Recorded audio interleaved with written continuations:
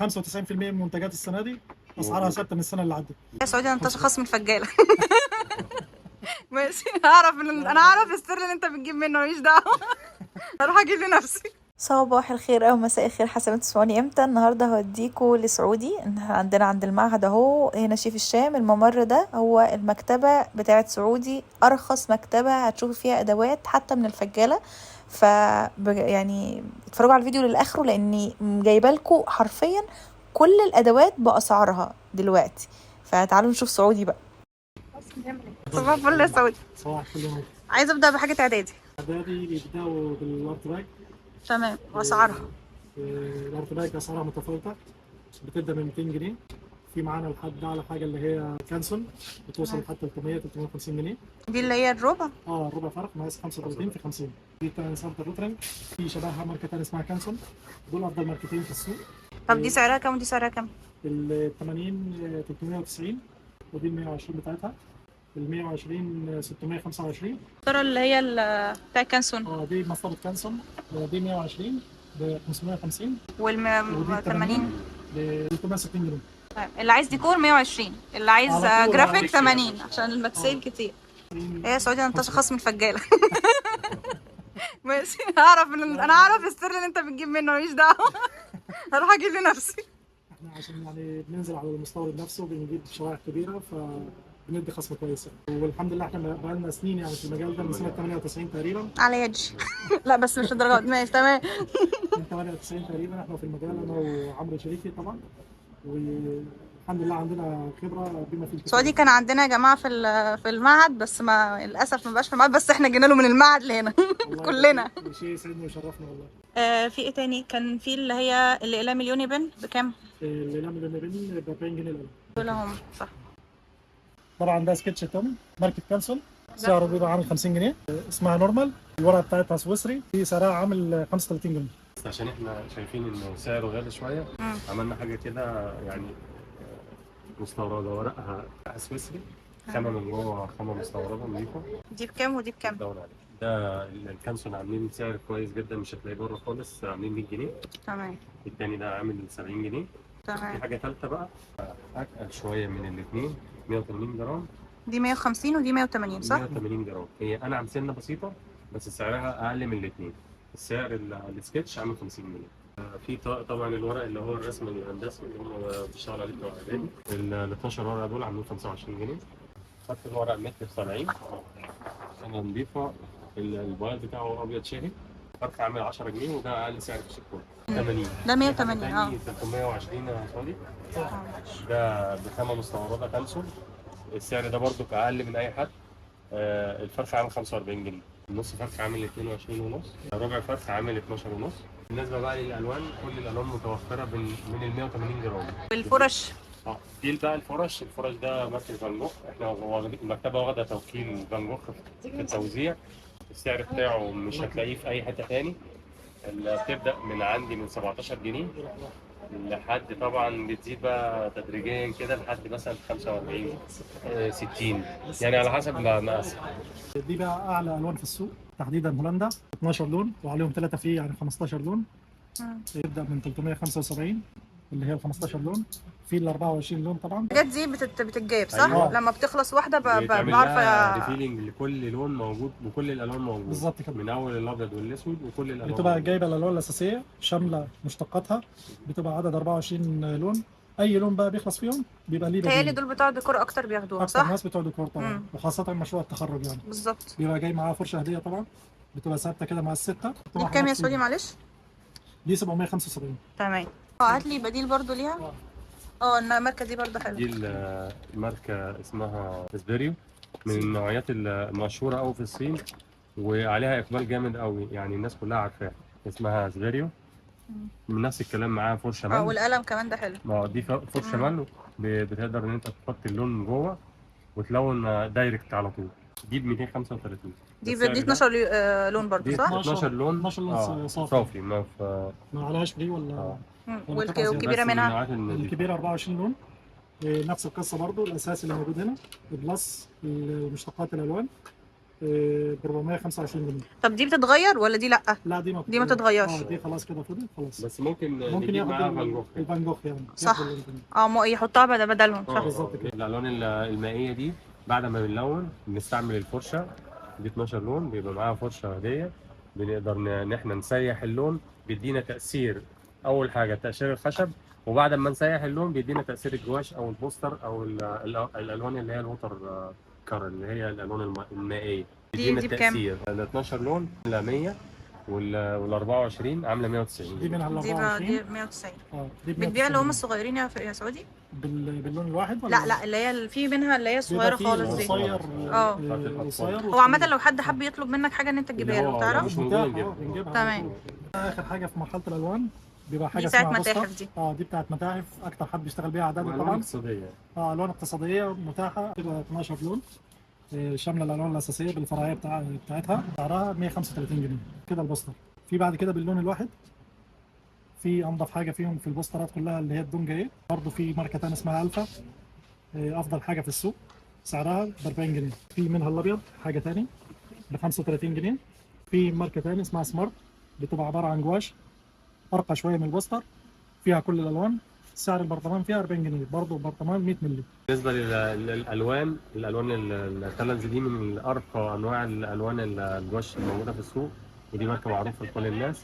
اللون فيها هيعمل 60 جنيه. عندك اللي هي العلب دي بقى اللي هم كلهم مع بعض، لا اللي هي في النص دي دي؟ دي بكام؟ ولا دي اللي هي واحده؟ لا دي اللي هي بالفعل. كان في واحده انت كنت بتبيعها. أيوة. فيها اللي هم الاساسيه كلهم والابيض صح؟ ايوه هي دي برضه شركه تالنز عامله حاجه اقتصاديه بالنسبه للانبوبه اللي هي ال 20 مللي. دي معمول فيها 5 الوان، درجات الالوان زي اللي حضرتك شايفاها. دي اللي احنا هنحتاجها عامه في اعدادي كلها. خصوص تصميم. بالظبط كده. اعدادي بياخدها اكتر حد بياخد الطقم على بعضه. بتبقى فيها 5 الوان ثابتين: الابيض، الاصفر ليمون، الماجنتا اللي هو الاحمر، السيان درجه 501، والاسمر. ودي ملهاش بديل في وسط تصميم عندنا، عشان بس لازم اقول المعلومه دي عشان غاليه. دي بكام؟ ثمن 4 دي سعرها 240 جنيه. ثمن 4 دي للاسف ملهاش لحد دلوقتي بديل عشان الكليه عندنا ما بيقبلوش باي بديل. هي المفروض تعمل 300 جنيه لكن هي بتتباع عشان عامل لها خصم الشركه بتقف عليهم 240 جنيه. بالنسبه للطلاب اللي هو طلاب المدارس عاملين لهم حاجه اقتصاديه، وبتشتغل برضك مع الطلبه اللي هم في فنون، اللي هي مثلا بتبقى حاجه على قد الايد يعني. وساعات كمان في متاحف احنا بنستخدمها في متاحف متاحف عشان بنستعمل الوان كتيره.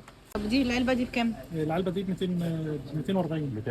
فيها كام لون؟ 24 فيها 24 لون. ال اكتر 12 حد بيشتغل بيها تقريبا قسم ديكور في مشروع التخرج.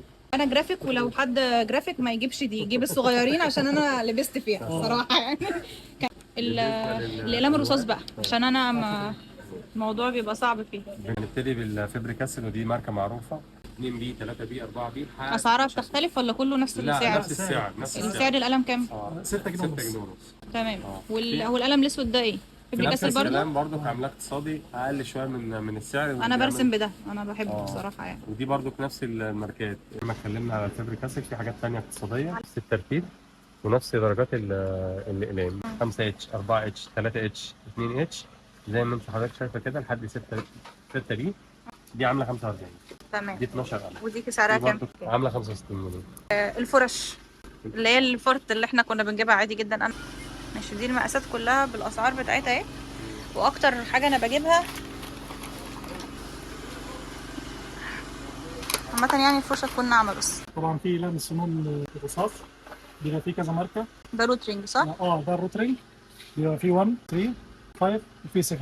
سعره عامل 90 جنيه. في البديل اللي هو ماركه الوان، نفس القصه كده زي ما قلنا في 1 و3 و5 و7، سعره بيبقى عامل 40 جنيه. حاجه صيني بقى، يعني مش هنقول انها سيئه، لا هي كويسه وكويسه جدا، بس يعني مثلا تشتغل معاك ترم، تشتغل معاك سنه، لو انت حابب يعني القلم مش هيعيش معاك يعني. طبعا عامل 20 جنيه. طبعا دفعه اعدادي عشان يعني بيعزوا علينا وبيبقوا لسه داخلين في بدايه اول حياه جامعيه بالنسبه لهم، بيبقوا اساسا مش عارفين الادوات عامله ازاي، واسمائها اساسا يعني مش بيتلخبطوا فيها. بالظبط. بيبقى في عندهم الارسطو، عامه بيستخدموا مقاس 32. ده اللي هو الوسط، ده اكتر حاجه شغال مع اعدادي. دي انا كانت عندي. دي سعرها كام؟ ده عامل 55 جنيه. طقم مثلثات 30 60 بزاويه قايمه هي 45. بتاعت الكيرفات دي بقت بتتباع معاهم؟ لا هي بتبقى دي جايه لا، اسطمبه دي حاجه كده. كده زبير اسطمبة اصلا ماشي. بتبقى جايه معاهم اسطمبه كده في قلب المثلث. وعليكم السلام أيوة. اتفضلوا. سعره 40 جنيه. في فرشه التنظيف مهمه جدا، كله بيسال عليها. في اسطمبه مسح، سعر فرشه التنظيف 35 جنيه. سعر اسطمبه المسح 10 جنيه. طب بما ان كله بيسأل على الشفافات بكام؟ ب 200 جنيه. ماشي.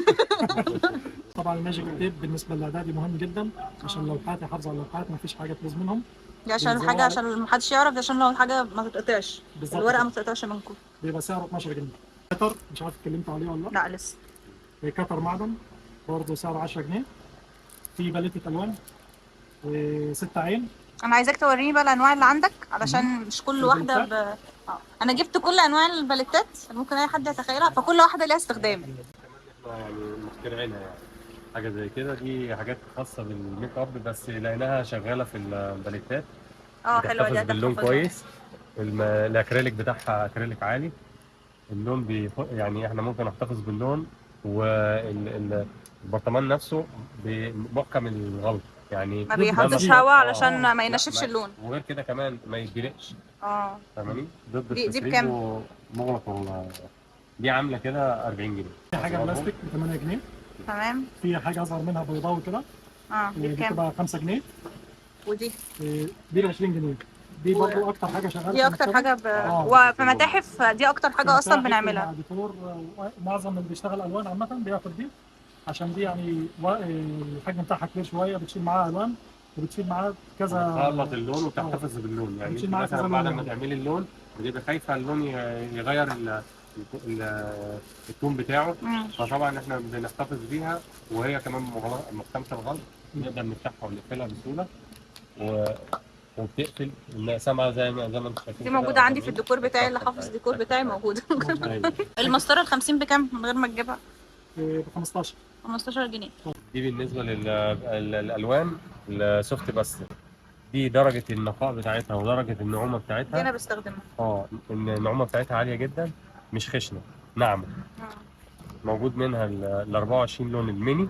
هم عاملينها ميني عشان تبقى سعرها كويس يعني. ده بالنسبه للفبريكاسل. طيب ماشي، بس عايزه اقول حاجه، ما حدش يجيب فبريكاسل فبريكاسل الوان كتير في ممكن. اعدادي، علشان انتوا بتتعلموا تخلطوا الالوان. يا دوبك هي يعني حتى كمان احنا جايبين الميني عشان يعني التعليم بتاعها، لان هي لو انت الرسومات بتاعتكم ما بتبقاش كبيره يعني. بالظبط. يا دوبك بيعلموكم ازاي تستعملوا الالوان اللي هي السوفت باستل، ويعني برضو شامله كل الالوان. قلت لي دي بكام معلش؟ 245. 245. وفي منها اقلام يعني حاجه زي كده. بنسل حاجه بنسل كده. بنسل كده دي عشان ممكن التحديد. تبريها. وعشان نحافظ عليها برضو في اللي هي السوفت باستل دي عامله زي الطباشير. فانت ممكن ايه، في ناس عندها حساسيه منها فما بتفضلهاش. وهي دي عامه عشان المساحات، دي علشان الحاجات اللي هي التحديد بس. التحديد الصغيره. مش عايزه حد يجيب حاجه يا جماعه والنبي الا لما يبقى الدكاتره قايلين له عليها، مظبوط. علشان ما يلبسش فيها للابد. لا، هي السوق مليان الوان ومليان حاجات كتيره جدا، بس هي قصه ان احنا بنعرض، واللي شايف حاجه كده تناسبه او حاجه تبقى هتعلي من قدراته او تعلي من مستواه في الرسم بتبقى قدامه يعني. دي بكام القلم؟ دي لا، هي كلها على بعض. هي بتبقى كلها على بعض. ماشي. عامله 175. طب لو ما فيش انواع بيتباع بالقلم؟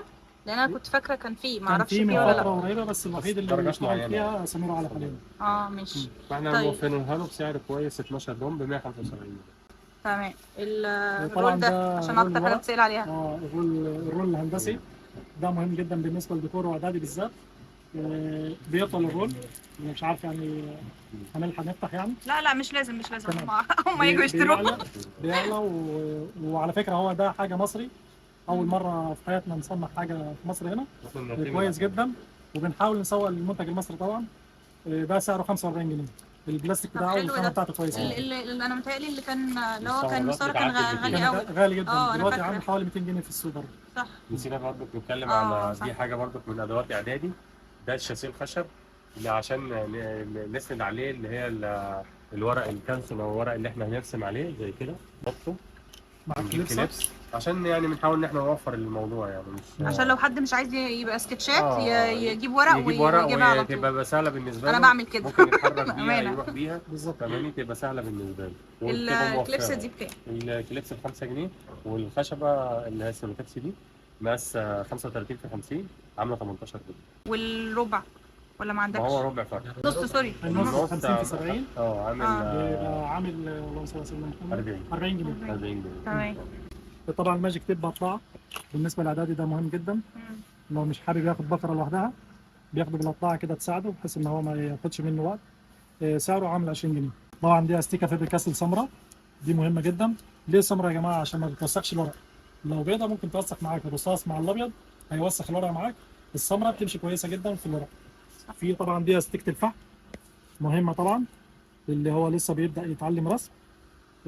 دي سعرها 13 جنيه.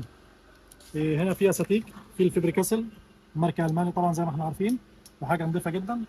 دي سعرها 40 جنيه. وفي منها الكوبي بتاعها صيني مع قطعتين غيار عامله 20 جنيه. طبعا هنا الاستيكه الفيبر كاسل لما بيخلص الاستيكه بتاعتها جوه بيبقى ليها السبير بتاعها اللي بتبقى قطعتين مع بعض عاملين حوالي 30 جنيه. دي بتبقى شامله الاثنين اصلا صح؟ دي جايه معاها الاثنين. صغير. وبرضه ليها قطع غيار تاني بعد ما يخلصوا الثلاثه، يعني 1 2 3 بعد ما يخلصوا في تاني قطع غيار ليهم تاني. مش هيخلصوهم بالظبط كده. ما بتخلصش اصلا. بالنسبه للفرش دي فرشه ملو ممكن ندخل بنعبي فيها اللون او بنعبي فيها دي الميه. بنستخدمها في الوان الميه كتير. يعني ممكن تمشي زي قطاره كده مع اللون، وممكن نعبي اللون هنا ونشتغل على طول دايركت يعني مباشره يعني زي ما انتم شايفين كده. وفي منها درجات. دي بكام؟ دي ب 20. هو طبعا دي حاجه الطباعه اللي خاصه بقسم الجرافيك تحديدا سنه اولى. بيستخدموا جلد اسمه لاينو، بيقولوا عليه لاينو. ده بيحفروا عليه بطقم حفر. دي بكام الاول؟ دي سعرها 75 جنيه. ماشي. حاجه مستورد. تمام. ده زي الاكلاشيه يعني. هي بيجيبوا الخامه زي كده وبيطبعوا عليها يعني بيجيبوا كربونه، بياخدوا الرسمه ينزلوها على اللاينو ويبتدوا يحفروا عليها بالطقم بطقم الحفر. الحفر ده كده. الطقم ده 12 6 بيبقى فيه 6 و8 و12. السن بتاعه سن حامي ممكن يعور على فكره، نخلي بالنا. بيبقى 6 قطع اقل حاجه فيه. معانا لحد 12 قطعه. 6 بكام؟ 6 ب 150 جنيه. يبدا يفرد اللون. ينزل اللون اللي هو الحبر الكينو ده. ده بكام الاول الروله؟ ب 150 جنيه. والكينو؟ بتبقى معلش يعني دي بتبقى روله كاوتش يا جماعه. عشان بس ناخد بالنا عشان ما نروحش نجيب اي روله كده.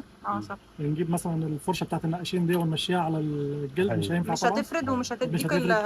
اللزوجه اللي هي عايزاها. بالظبط كده. وده حبر الكينو اللي احنا بنتكلم عليه. ما حدش يجيبه لوحده، اشتركوا مع بعض وقت واحده بس. بالظبط كده زي ما قلت لكم يا جماعه في الثلاث حاجات دول تحديدا. يجي لنا الجلد طبعا مش كلنا هنشترك في حط الجلد واحد. ده مشروع لكل كل واحد بيبقى ليه شبلونه الخاصه بيه هو. فالكينو مع الروله مع طقم الحفر ممكن 4 مع بعض يشتركوا فيهم. ده بالنسبه لقسم الجرافيك. وقسم الطباعه هي الفحم النباتي وده فحم طبيعي. ممكن ما تحتاجوش دلوقتي لو اعدادي بس هتحتاجوها بعد شويه. بيستعملوه في الطبيعه، ماده طبيعه حيه اللي هي البورتريهات، الحاجات اللي هي تحس ان هي طبيعيه شويه. بيستعملوا اللي هو الفحم بالاخص فحم نباتي. ممكن في ناس تاني بتستعمل اللي هو الفحم الصناعي وده يعني دم متصنع، بس ده بيفرد اكتر وبيدي مساحه اكتر. بيدي ده مساحه تحديد اكبر، وغير كده كمان بتقدر ان انت تسيحي اللون ده بسهوله يعني. فماني فيه برضو قلم هو كده الاثنين دول اساسيين عامه. لو حد هيجيب ده مش هيجيب ده لوحده عشان ده ما بيحددش. لا ده مش بيحدد. وده ايه يا سعودي؟ دي اقلام فحم صح؟ دي برضو في الاقلام دي اقلام تسييح. تستعملي يعني ممكن تعمليها بايديكي، بس احنا بنقول الانضف والارقى ان انت تستعملي اقلام تسييح الفحم او رصاص. دي بكام؟ دي العلبه كلها حوالي 6. دي العلبه كلها على بعضها دي بكام؟ بتعمل 25 جنيه. تمام. والقلم؟ القلم لوحده عامل 10 جنيه. وفي طقم زي كده. ده بكام؟ ده سوفت وهارد وميديوم عامل 25 جنيه. انا اعتقد ان ده احلى من ده صح؟ طبعا ده احسن من ده كتير. عشان انا استخدمت ده ما عرفتش اعمل حاجه بيه بصراحه. ده احسن منه. ده طبعا كانفاس اللي فيه تحديدا مقاس 60 في 80 وقطعه 30 في 40. وفي مقاسات ثانيه كتير. ده احنا بنقول عليه طوال او بنقول عليه كانفاس. بيبقى فيه منه محلي وفيه منه مستورد. الشاسع حاليا او الدارج في السوق المصري حاليا المحلي لان طبعا بعد ازمه الاستيراد واللي احنا بنعيشه في غلو يعني، بقى المحل اكتر حاجه شغاله فيه. نحبسني يا سوري. بنحاول يعني نشجع المنتج المحلي طبعا. ده مقاس 60 في 80 تحديدا، سعره عامل 75 جنيه. بيبقى بيبقى حوالي 300 جرام او 280 جرام. ده تقريبا بيتطلب في المشاريع الكبيره صح؟ بالظبط كده. مواد معينه. يعني بكالوريوس السنه ده هيشتغل بيه، طبعا حضرتك هتشتغل بيه يا نور؟ لا ان شاء الله لا. هيلغوه. طبعا بيشتغل معانا عليه الوان زيت او الوان اكريليك او الوان العاديه اللي هي الوان النقاشين دي، اي الوان تشتغل عليه. الالوان صحيح الاكريليك اللي وراك دي بكام كمان يا ساره؟ اللي هنا دي؟ في حاجه 12 لون زي دي ماركه صيني مشهوره جدا. دي زي بيبيو؟ بعد بيبيو شويه. بعدها؟ والتالنز برضه واقل من التالنز بشويه يعني. دي بيبقى فيه منها الاكريليك، الوتر كلر، الجواش. هي ماركه وعاملين الوان ثانيه مختلفه. بالظبط. ايوه عاملين الوان منها، الوان اكريليك، الوان زيت، الوان ووتر كلر. دي كلها بكام؟ دي ب 100 جنيه. طب ايه ده حلو. اسعارها حلو بصراحه. هي تقريبا رقم 2 بعد التالنز في مصر حاليا. طيب اقلام الفلوماستر دي بكام بقى يا سعودي؟ ده طقم على بعضه 24 لون ب 290 جنيه. تمام. يبقى شامل كل الالوان. في منه ال 12 150 جنيه. والقلم بكام؟ القلم لوحده ب 18. ليه القلم اغلى شويه؟ عشان بيبقى فيه حاجه ورم وحاجه كول. انت عندك كل الالوان صح؟ تقدر تتحكم في الدرجه اللي انت عايزها. ايوه. هو اي حد يجي يقدر ينقي اي لون هو عايزه؟ بيبقى فيها البنيات، فيها الرماديات. دي ديكور وفاشن اكتر حاجه، وتصميم صناعي برضو بيرسموا بيهم حاجتهم. بس كل الدرجات موجوده. طب والغيره اللي تحت ده بكام يا سعودي؟ 3 4 5. الغيره اللي تحت ده بكام؟ الغيره اللي تحت ده عامل 18. ما يتجابش لوحده برضو لحد واحده. اكتر من اي حاجه، اكتر من حد. والمشاريع اللي هي بتاعت دي خاصه ببغدادي. دي بكام؟ كان الماتور مع الشاسيه 125 جنيه. الماتور مع الشاسيه 125. 125. بالنسبه بقى للديكور، النصبيانات اللي فوق دي بكام؟ المستورد والمصري؟ المستورد 270 جنيه. اللي هو ماركة كانسون. تمام. الفرق حوالي 1 مللي. بيبقى مقاسه 120 في 80. اكتر حاجه شغاله عندنا في النصبيان درجه الاوفايت اللي هي درجه 111. درجات الرمادي بدرجاتها. في بعد كده حاجه محلي كانت اتعملت السنه اللي عدت، بتبقى متر في 70. دي بتبقى عباره عن فرف كانسون ملزوق على فرف نصبيان مصري، كانت عامله 75 جنيه. 75. طيب وانا شفت عندك ورق كرافت كمان. الورق كرافت بكام؟ الفرق ب 24 جنيه. الفرق ب 24. في منه النص ب 12، في منه الربع ب 6 جنيه. طبعا زي ما احنا عارفين الربع ثابت 35 في 50، النص 50 في 70، الفرق متر في 70. الاوهو اللي هنا ده بكام بقى؟ الاوهو ده هو غالي السنه دي للاسف. انا عارفه. سعره كام؟ الاوهو الكبير ب 35 جنيه والوسط ب 27 والصغير ب 19. تمام. ده طبعا احنا عارفين ان الاوهو ده الماني عشان بس ما حدش هو اقوى حاجه واكبر حاجه وانضف حاجه على ما تجيبوش الا لما تكونوا يعني خلاص. طبعا. المثبتات بتاعت بالنسبه للمثبتات في اللي هو التكساتيف، بيسموه تكساتيف او مثبت الفحم ومثبت رصاص برضه. دي ماركه بيترش على الرصاص برضه. بيترش برضه على مسافه. ده بعد ما نخلص اللوحه خالص نبدا نرش يثبت. اهم حاجه بس ان احنا نرش من على مسافه حوالي 50 سم عشان برضه ما نسيحش اللون ولا نبوظ الرسمه نفسها. في منه اللي هو المستورد ده عامل 80 جنيه. دي حاجه يعني قوه نشفانها بسرعه. قبل اي حد يسيح حاجه يجربها الاول. في نوعيه ثانيه كمان، في حاجات بتسيح. في حاجه ثانيه مصري بتبقى زي الاسبريس شفاف كده. ده عامل 37 جنيه. بالنسبه للبراجل بقى في ماركه اسمها مابت. دي كانت عندي بالظبط كده. انضف حاجه في السوق حاليا. الاخضر ده كام بتاعي؟ بالظبط كده. في منه سنون بيبقى 0.5 وفي منه قلم رصاص. البرجل ب 45 جنيه. الاثنين سواء سنون او رصاص. هي الاثنين نفس الحاجه، نفس السعر. في برضه اسطمبه مهمه، لازم اسطمبه فرش من سكيل 1 ل 50. قسم ديكور طبعا بيشتغل بيها، مهمه بالنسبه له. بيبقى سعرها 45 جنيه. الاكريليك بتاعها كويس زي ما احنا شايفين كده مرن. هتعيش معاك فتره كويسه جدا لو انت حافظت عليها. ولما كمان الحاجات اللي احنا ممكن ما يقدرش يقدر الطالب يعملها ولا حاجه، بيتلموا المشروع كله على بعض. فعلا تقدر تعمل منها اللي هو كل حاجه خاصه بالفرش، السفره، في منها الصحي بقى اللي هو الحمامات والمطابخ والستاير كل حاجه خاصه بالمشروع. يعني احنا انت بنسميها بدل الاسطمبه الشامله. ايوه عشان فيها تكسب كل وقت حاجة. يعني تقدر تسهل تلخص عليهم المشروع بدل ما بسرعة. يقعدوا يقيسوا. دي بالنسبه دي في ايه؟ دي في ديكور ايه؟ اولى ولا لا، بيستخدموها من امتى؟ اولى البكالوريوس اولى البكالوريوس. بيشتغلوا بيها. طيب ودي في اعدادي. اه ودي لو حد ينفع يشترك برضو فيها، حتى هي رخيصه بس عشان هي ما بنستخدمهاش كتير، بالظبط هي بس مشروع. استخداماتها قليله مش كتيره يعني. دي فرنش كيرف زي ما احنا عارفين طبعا، سعرها 45 جنيه. دي اسطمبة دوائر برضه اكتر حد بيشتغل بيها اعدادي. دي واحنا حاجه بنشتغل محلي، سعرها 8 جنيه. وفي برضه مسطره اللي هي السكيل دي بتاعت المقاسات دي تصميم ديكور. ديكور. دي خاصه بالمقاسات اللي هي السكيلات، اللي هي بدل ما ناخد مثلا 20 متر او كيلو او كده، بتتاخد المتر بيتحسب على المسطره هنا مثلا بالسنتي او بالملي زي ما احنا شايفين كده. في منها المقاس من 1 ل 50 و1 ل 100 و1 ل 200. دي بكام؟ دي ب 45 جنيه. رسمة ورق ابيض. دي احنا بنعمل عليها سكتشاتنا كلها بدل ما بتوفر عليك بالظبط. كمان ان انت تستعمل ورق الكانسون او الورق البريسل او اي حاجه. محدش يعمل زي غالية انا مخلصه بتاع بتبقى 3 حاجة مثلا عشان ما استخدمش دول. لا وغير كده كمان اقتصاديه جدا، يعني ان ورق ابيض ومش هيكلفك حاجه، بتعمل عليها السكتش بتاعك او ترسم هي عليها. فيها كام ورقه؟ دي حوالي 25 ورقه. ب 10 جنيه. طيب في اكتر؟ بيبقى في رسمه رسم اكتر؟ بتبقى رسمه 500 ورقه بس طبعا الطالب مش هيقدر يدفع ثمن الرسمه كلها على بعضها، فاحنا حاولنا نعمل حاجه اقتصاديه كده تبقى في المتناول يعني. طب لو انا عايزه، عشان انا بعمل كده يعني، انا بجيب عدد كبير قوي واسيبه ل4 سنين، يعني انا جبت رسمه من سعودي من اعدادي، لو تقدر تحافظي عليها خلاص مفيش مشكله. انا جبت واحده بس ونصيحه يعني لو حد عايز، لو بيستخدم الورق ده سكتشات يقدر يحافظ عليها بس عشان ما تتبهدلش منه او يفضل يرميها بالكيس يعني. بتاعته كده، عشان كمان الورق حساس جدا من الرطوبه، بيتاثر بعوامل بيئه زي ما احنا عارفين. مش لازم نجيب 500، ممكن نجيب مثلا 100 بنعملها رسمه 150 صغيره كده بحيث انها يعني ما تبصش منه بسرعه، وتقدر تشتريها. هيقدر يشتغل ب 500 ورقه موجوده ب 500 برضه. بالظبط. تمام. زي نصيحه قويه او اعتبروها ابويه، خلاص احنا كبرنا يعني. مش كل حاجه لازم تجيبها مره واحده، مش كل حاجه لازم تجيب انضف حاجه افضل حاجه، لا. خلي فيه تريث شويه في اتخاذ القرار. معظم المنتجات النور جه معظم المنتجات او 99% السنه دي الحمد لله متوفره بكثره. الاسعار ما زادتش قوي زي ما احنا بنسمع. ما حدش يسمع لاي حد بينزل البوستات. بالظبط كده. بلاش البوستات دي تحديدا يعني. هي اللي بيتغذوا وبيجيبوا اصلا حاجات من على امازون ما بيبيعش الحاجات دي غير بيبيعش الميديا كتير قوي يعني. احنا ممكن ننزل بنفسنا ونبص على الحاجه ونعرف سعرها يعني. احيانا لما بلاقي في سعر مبالغ فيه بكتب على الصفحه عندي انه السعر مبالغ فيه. انا هحط لهم برضو الصفحه يا سعودي في الديسكربشن بوكس ان انتوا تقدروا تسالوه على اي حاجه لو انتوا محتاجين في اي وقت بكل سرور يعني، وكل اريحيه يعني.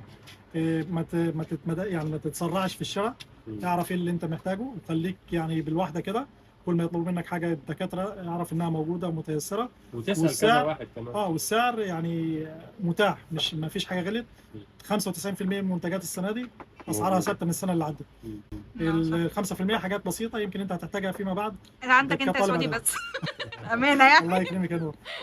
طبعا مش هقدر يعني نختم من غير ما نشكرك يا نور. لا والله ربنا يبارك فيك يا رب وفي علمك وفي مجهودك، ودايما من نجاح وتفوق ان شاء الله. هي كمان بتدور على اقرب حاجه واحسن سعر واحسن خامه، يعني هي اصلا موصيه ان احنا يبقى سعرنا ما يكونش يعني. طبعا احنا ماشيين بسيستم واحد، مش عشان بنصور مثلا بنقول الاسعار دي. احنا القصه كلها لو جم اصلا كده هيموتوني لو جم مش الاسعار دي. كده كمان احنا عامه في مبدأنا وفي شغلنا احنا بنحاول ان احنا نقدم خدمه قبل ما نقدم السعر، يعني نجيب خامه كويسه واسعار كويسه، لان الطالب ده بنعتبره زي اخونا زي ابننا زي حد برضك عزيز علينا. زي ده اللي مخلينا بعد ما انتوا حتى سبتوا المعهد احنا بنيجي نشتري من هنا. القصه كلها مش بيع وشراء، هي المعامله اهم حاجه. يعني البيع والشراء ده انت ممكن تلاقي مكتبه هنا ومكتبه هنا ومكتبه هنا، اهم حاجه تثقي في اللي قدامك، يديك سعر كويس ويديك خدمه كويسه ويعاملك معامله كويسه، فهي ده اهم حاجه عندنا.